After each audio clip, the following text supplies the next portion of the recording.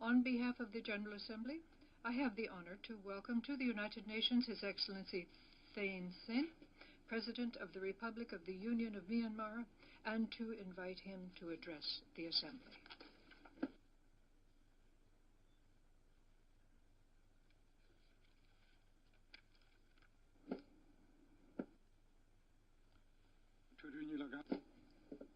Madam President, Mr. Secretary General of the United Nations, distinguished delegates.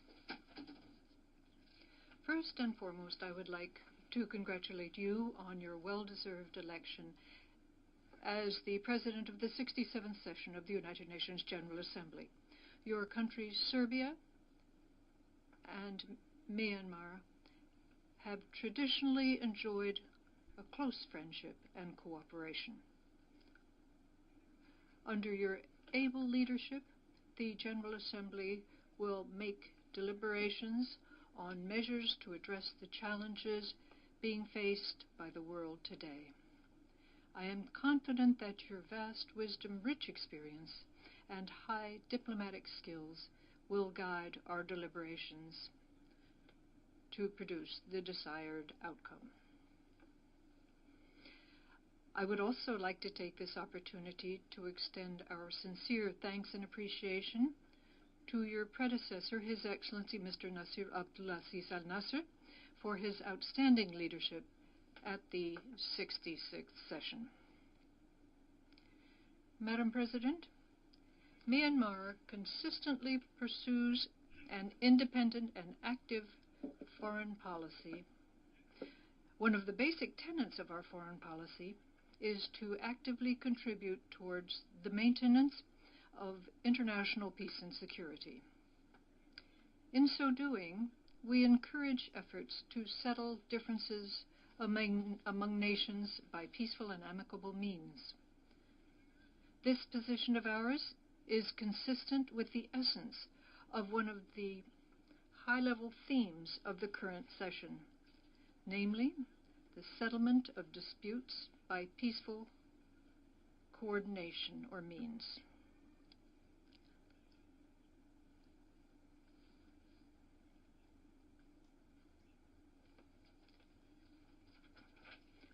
Madam President, there exist differing views and assessments of the outcome of the United Nations Conference on Sustainable Development, Rio+20, held in Brazil in June this year. A number of important decisions were taken on various issues, such as the renewing of commitments, the linkage of sustainable development to the Millennium Development Goals, the MDGs, the renewable energy, and the establishment of arrangements for better coordination on sustainable development.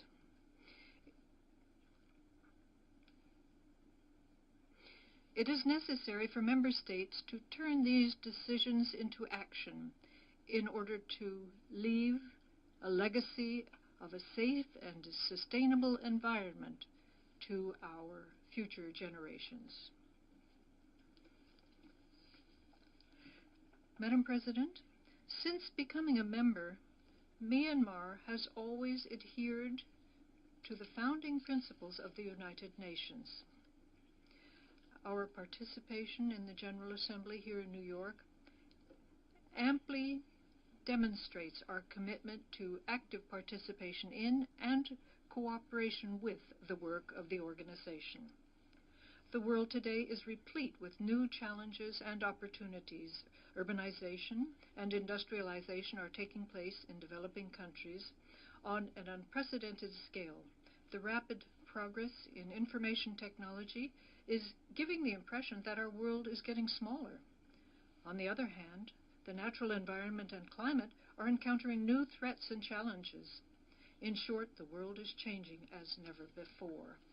In addition, it is also timely and appropriate to devote attention to issues such as the post-2015 development agenda and the rule of law during the current session. Madam President, Myanmar is making progress on her democratic path, but this has not been an easy task. Therefore, I would like to take this opportunity to share our experience in this regard. In the ongoing reform process, we are facing challenges as well as opportunities. Within a short time, the people of Myanmar have been able to bring about amazing changes. I feel greatly privileged and honored to dutifully serve the people as their president at this crucial time in the history of our nation. I truly take my people as my own parents and elders. After taking office about 18 months ago, the Parliament, the judiciary, the armed forces, the national races, political parties, civil societies, and the people at large have been taking tangible, irreversible steps in the democratic transition and reform process. Leaving behind a system of authoritarian government wherein the administrative, legislative, and judicial powers were centralized, we have now been able to put in place a democratic government and a strong, viable parliament following a practice of checks and balances. Despite the challenges, we can now witness encouraging progress and significant developments in our country. They include granting of amnesties to prisoners, the return with dignity of exiled political forces, the successful convening of 2012 by-elections in a free, fair, and transparent manner, the abolition of censorship of media, the Fourth Estate, freedom of Internet access, the establishment of workers' and employers' organizations, and the increased participation of the people in the political process.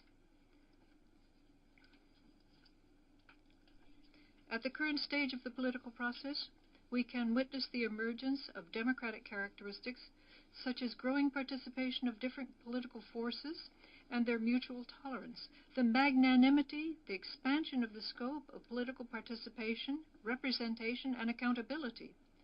Our government and other stakeholders have now been able to foster a new political culture of patience and dialogue.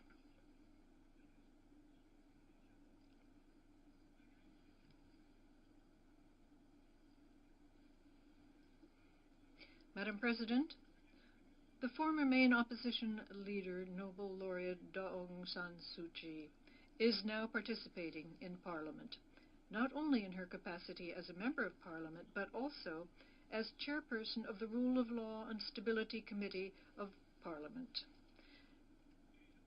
This week, she is also in New York. As a Myanmar citizen, I would like to congratulate her on the honors she has received in this country in recognition of her efforts on behalf of democracy. The political progress in our country is enhancing its political legitimacy. This, in turn, facilitates the creation of basic political stability, thereby paving the way for the economic and social transformation necessary for better living standards of the people. Madam President, the legislative body has also been progressing well and functioning more effectively at each session, and the Parliament has now been able to adopt landmark laws through democratic practices. Laws and bylaws are being promulgated, bearing in mind that economic development must not lead to widening the gap between rich and poor. Citizens' rights must be protected. The natural environment must be preserved. Our workers should enjoy rights in line with intellectual standards. We are giving